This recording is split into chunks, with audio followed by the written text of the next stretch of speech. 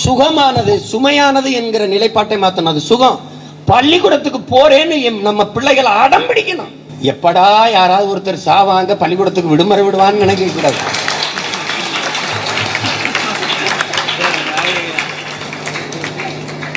நிறைய பேர் தவிச்சு கிடந்ததெல்லாம் நான் பார்த்தேன்.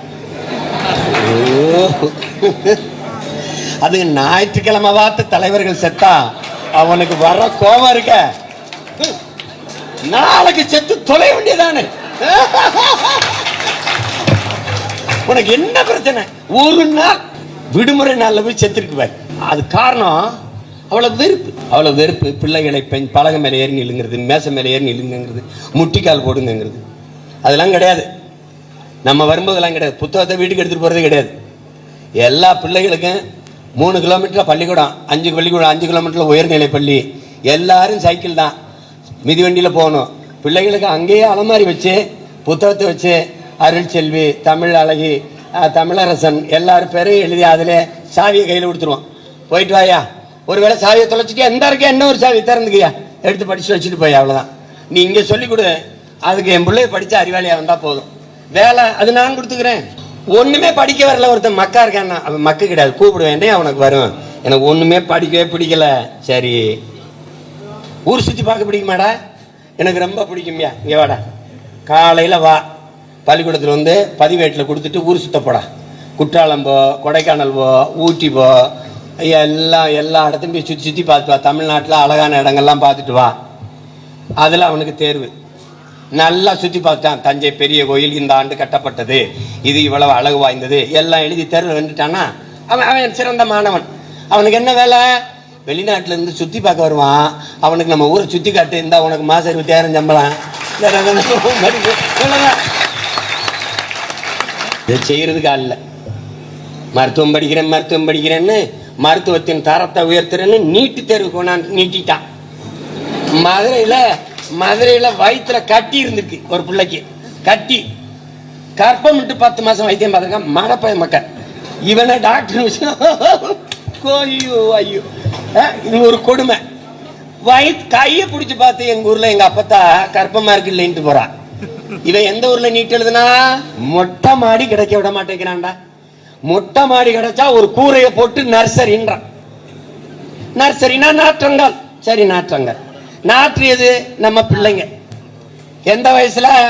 அம்மா சொல்ல தெரியாது, அப்பா சொல்ல தெரியாது, எழுந்து நடக்க தெரியாது, கொண்டு போய் பாலர் பள்ளி சேர்த்து யூகேஜி எல்கேஜி சேர்த்துறது. அந்த பிள்ளைய ஆர்வத்தில் எதை கேட்டாலும் கேள்வி கேட்கும். இது என்னன்னு கேட்கும். இது கொடை, இது என்ன, இது ஒளி வாங்கி சொல்லி கொடுக்கணும். இந்த ஒளியை வாங்கிப்பா, இதன் வழியே இந்த கம்பி வழியே தடம் வழியே கடத்திப்பா, அந்த ஒளி பெருக்கில கொண்டு சேர்க்குது சொல்லி கொடுக்கணும். அது 100 தடவை கேட்கும், 100 தடவையும் சொல்லி கொடுக்கணும். ஏன்னா கற்றலின் கேற்றல் நன்றுங்கிற அறிவு மூதாட்டி அவை. எங்க கேள்வி பிறக்குதோ அங்கதான் அறிவு பிறக்குது. கேள்வியே அறிவின் கருவறைங்கிறான். நீங்க கேள்வியே கேட்க கூடாதுங்கிறான். வாய்மூடு, பேசாம இரு. பள்ளிக்கூடத்துல சேர்த்தவன்னா அது பேசிக்கிட்டு இருக்கும், அக்கம் பக்கத்துல பேசும், சிரிக்கும், சந்தோஷமா இருக்கும், கேள்வியா கேட்கும். கேள்வி கேட்டோன்னே சைலன்ஸ், ஒரே வார்த்தை. புள்ள பாயந்து அதிர்ச்சியில் அப்படியே இருக்கும். அது ஏதோ மகிழ்ச்சி கக்க பக்கம் பேசி சிரிச்சுக்கிட்டு ஆஹான்னு இருக்கும். ஒரே சத்தம், சைலன்ஸ். மறுபடியும் லேசா அக்கா எப்படி இருக்க, என்னன்னு கீப் கட். அடுத்தது அடுத்த பாடம். அதுக்கப்புறம் பேச முயற்சி பண்ணிச்சு, டோன்ட் டாக். அன்னைக்கு மூடுகிற பிள்ளைகள் தான் நம்ம பிள்ளைய. கடைசி வரைக்கும் வாயை திறக்கிறதே இல்லை. என்னுடைய நிலைப்பாடு, என்னுடைய மதிப்பீடு, மதிப்பெண்களை வைத்து மனித அறிவை மதிப்பிடுகிற மடை நான் அல்ல. அதிக மதிப்பெண் பெற்றவன் எல்லாம் அறிவாளி என்று நினைக்கிற ஆள் நான் அல்ல. அது முறையும் அல்ல, சரியும் அல்ல. நான் வகுப்பில் முதல் மதிப்பெண் வாங்கின மாணவன். சுத்தமா படிக்காதவன் எனக்கு பின்னாடி இருந்தான். என்னை பார்த்து எழுதி 2வது இடத்துக்கு வந்துட்டான். இப்ப அவன் அறிவாளியா? அப்படி அல்ல. இப்ப இளையராஜா அறிவாளியா இல்லையா? இசைத்துறையில் ஆகப்பெரிய மேதை, ஆகச் சிறந்த மேதை. ஏஆர் ரஹ்மான் ஆகச் சிறந்த மேதை இசைத்துறையில். சச்சின் டெண்டுல்கர் மிகச் சிறந்த விளையாட்டு வீரன். அந்த துறையில் அவன் ஒரு மேதை, பேரறிஞர். எந்த பந்தை எப்படி போட்டா அடிக்கணும், எதை எப்படி தடுக்கணும், எல்லாம் அவனுக்கு தெரியும். அந்த துறை சார்ந்த அறிவு ஆனா யாருமே 10வது கூட படிக்கல. இதை கல்விக்கு இதுக்கு சம்பந்தமே கிடையாது. அது தனித்திறன் ஆற்றல். அது இங்க அப்படி இல்லை. நம்ம கல்வி முறை அப்படி இல்லை. 5 பாடம், 5 பாடத்திலையும் 100க்கு 100 வாங்க. 4 பாடத்துல நான் 100 வாங்கிடுவேன். ஏதாவது ஒரு பாடத்துல தோத்துருப்பேன். 4 பாடத்தை நடத்துகிற வரலாறு, புவியியல், அறிவியல், கணிதம் இதெல்லாம் நடத்துகிற ஆசிரியர்கள் என்னை போல ஒரு அறிவான மாணவன் இல்லை என்று பேசுவார்கள், பாராட்டுவார்கள். வகுப்பறையில் எல்லாரும் கைதிட்டிருப்பாங்க.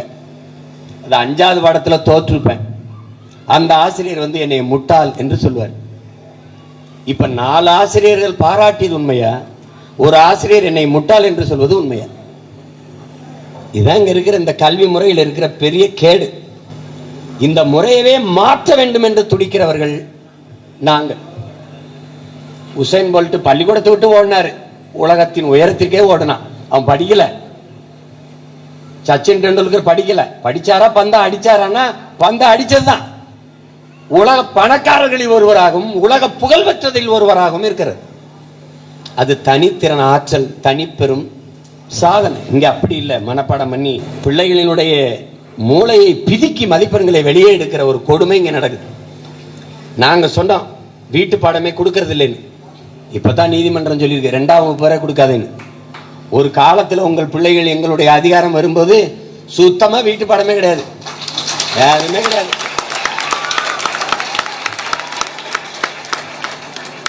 வீட்டுக்கு பிள்ளைகள் புத்தகத்தை எடுத்துட்டு போகவே கூடாது.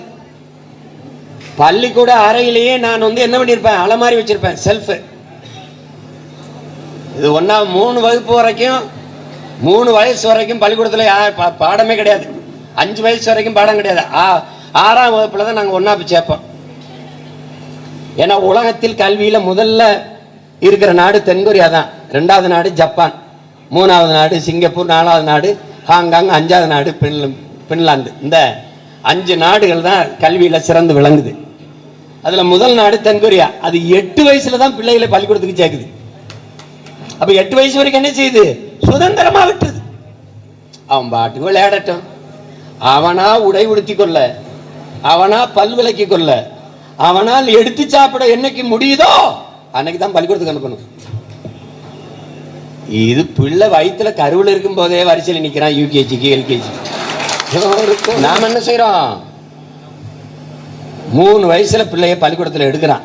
அந்த வகுப்புக்கு பேரு அரும்பு, அடுத்த வகுப்புக்கு பேரு மொட்டு, அடுத்த வகுப்புக்கு பேரு மலர். இந்த 3 வகுப்புலையும் பிள்ளை படிக்கவே படிக்காது, சும்மா விளையாட. அதுக்கு இசைக்கருவி கொடுத்துருவேன், பந்து கொடுத்துருவேன், பொம்மை கொடுத்துருவேன், ஓவிய நோட்டு எல்லாம் கொடுத்துருவோம். அது எது பிடிக்குதோ தவந்து போய் எதை எடுத்து அது போய் கோடு கோடா போடுதுன்னா 3 ஆண்டுகள் பிள்ளைகள் படிக்க மாட்டாங்க. ஆசிரியர்களும் பெற்றோர்களும் என் பிள்ளைகளை படிக்கணும். படிச்சுட்டு 6 வயசுல நான் 1ஆ போய் எடுக்கிறேன் பாருங்க, அப்போ ஒரு சான்றிதழ் கேட்பேன் ஆசிரியர் பெற்றோர்கிட்ட. அந்த சான்றிதழை சரி பார்ப்போம். பெற்றோர் ஒரு மாதிரியும் ஆசிரியர் ஒரு மாதிரியும் சான்றிதழ் கொடுத்தா தொலைச்சு போடுவான். 2 பேரும் ஒரே மாதிரி. என் பிள்ளை எப்ப பார்த்தாலும் இந்த பந்தை தட்டிக்கிட்டே இருக்கேன் அப்படின்னா என்ன அர்த்தம், உன் கால் பந்துல உனக்கு நாட்டம் இருக்கு. அப்ப என்ன முடிவு பண்ணுது அரசு, அவன் கடைசி வரைக்கும் கால் பந்து தான் விளையாடணும். அதுதான் அவன் கல்வி. போடா பந்து விளையாடுறா. இன்னொருத்தன் இசை எப்ப பார்த்தாலும் ஹார்மோனியத்தை தட்டிக்கிட்டு இருக்கான், கீபோர்டை தட்டிக்கிட்டு இருக்கான். நீ மியூசிக்கு ஒரு ஏஆர் ரஹ்மான் நமக்கு பத்தல, 1000 ஏஆர் ரஹ்மான உருவாக்கிட்டு போவோம். போடா 130 கோடி மக்கள், 130 கோடி மக்கள், ஒரு உசைன் போல்ட் உருவாகல. சமைக்காங்கிற நாடு உலக வரைபடத்துல எங்க இருக்குன்னு தெரியல. ஒரே ஒரு இளைஞன், ஒரே ஒரு இளைஞன் அவன் சொல்றான், பசிக்கு எனக்கு ஒண்ணுமே கிடைக்கல, மாட்டுக்கறி தான் கிடைச்சி, தின்னுட்டு ஓட ஆரம்பிச்சான், ஓடிட்டான். இன்னைக்கு உலகத்தின் புகழை தொட்டுட்டான் ஓடி உசைன் போல்ட். அப்படி ஒரு வீரனை 130 கோடி மக்கள்ல நம்ம உருவாக்க முடியல. தனித்திறனுக்கு வாய்ப்பு கொடுக்கல. அதுதான் இங்க இருக்கிற பெரிய பின்னடைவு, பெரிய பிரச்சனைங்க. அப்ப அந்த கல்வி முறையை மாத்தணும். அந்த குழந்தைக்கு ஓவியம் வரையத்தான் பிடிக்குதுன்னா ஓவியம் தான். அவன் டாவின்சியா வரட்டும், அவன் பிக்காசோவா வரட்டும், என்ன கெட்டு போச்சு, என்ன கெட்டு போச்சு? அப்படி உருவாக்குவதான் கல்வி. கல்வி என்பது அன்பிற்குரிய பெற்றோர்களே, அருமை தம்பி தங்கைகளே, ஒவ்வொரு மனிதனுக்குள்ளேயும் அளப்பெரிய தனித்த ஆற்றல் இருக்கிறது. அந்த ஆற்றலை கண்டு உணர்ந்து வெளிக்கொண்டு வருவதுதான் கல்வி. இதை தெரிஞ்சுக்கணும். இந்த மொட்டை மனப்பாடம் போட்டு அப்படியே ஒப்பிக்கிறத டேப் ரெக்கார்டர் பண்ணிடும்.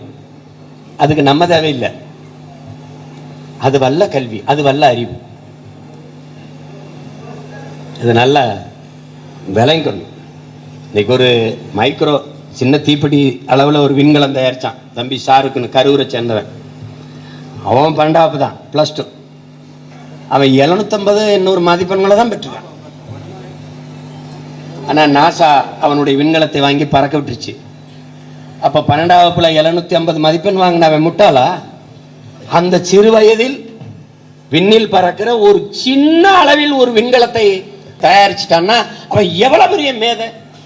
அந்த அறிவை கொண்டாடல இந்த தேசம். இதெல்லாம் மாத்தணும்.